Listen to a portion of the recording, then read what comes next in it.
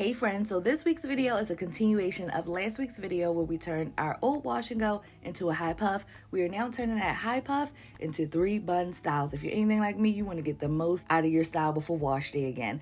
Today I'm going to be using long jumbo bobby pins. So the first style is just going to be a messy, curly, wavy top knot bun. What you see me doing is using my fingers as an anchor to wrap my hair around the fingers and create the shape that I desire. After I get the shape, I'm just going to keep wrapping that hair around and adding bobby pins.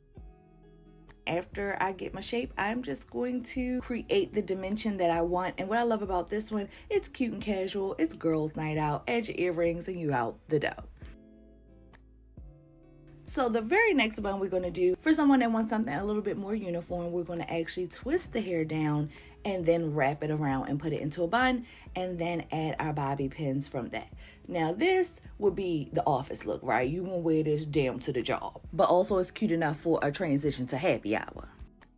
And so for the very last bun style, we are going to be mimicking the first bun top knot that we did using our fingers as a crutch to create the shape. However, instead of 1 bun, we're going to be doing 2.